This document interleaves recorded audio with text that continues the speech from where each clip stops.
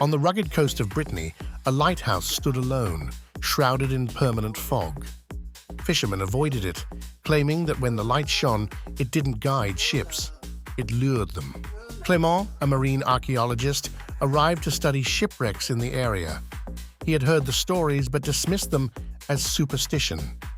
The lighthouse keeper, a gaunt man named Armand, greeted him silently, handing over a lantern. "The fog doesn't lie," he said. That evening, Clément climbed the spiral staircase. The fog was thick, clinging to his skin like wet wool. At the top, the lamp glowed faintly, and the light seemed to stretch endlessly into the mist. He peered out. Shapes emerged, dark silhouettes of ships, some intact, some shattered. But none were in the sea. They hovered in the fog, suspended as if caught in time. A soft voice whispered from behind. "They wait." Clément spun. Armand stood silently, eyes fixed on the fog. "Who are they?" Clément asked. "The lost," the keeper said. "Sailors who trusted the light. The lighthouse doesn't save, it keeps." Uneasy, Clément leaned over the railing. The fog shifted. Figures appeared on the rocks below. Sailors frozen mid-step, faces twisted in fear. Their eyes glowed faintly, reflecting the lighthouse beam. Clément's stomach churned. "This is impossible." "Impossible?" Armand said, his voice low. "You've come to study shipwrecks. These are the only wrecks that matter. Souls trapped, not timber." The lamp flickered. The fog thickened.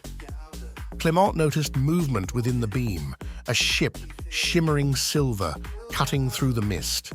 On its deck, figures waved frantically. One man leaned over the rail, pointing directly at him. Clément gasped. He recognized the sailor, his own grandfather, lost at sea decades ago. Armand's eyes darkened. "The lighthouse claims those it desires. Sometimes it's a fisherman, sometimes a scholar. You were drawn here."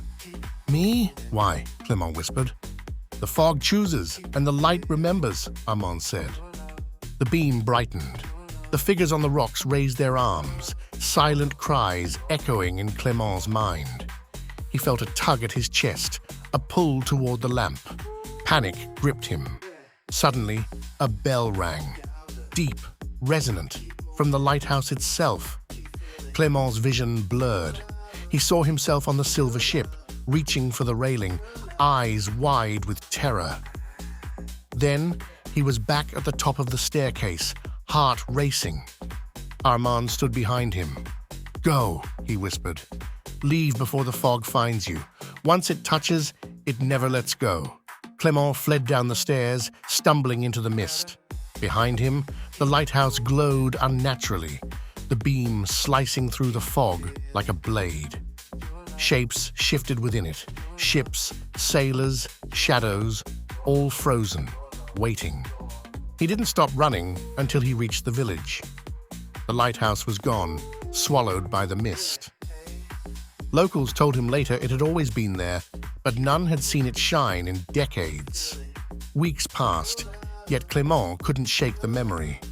At night, in dreams, the fog returned. The silver ship appeared, and his grandfather's eyes pleaded for help.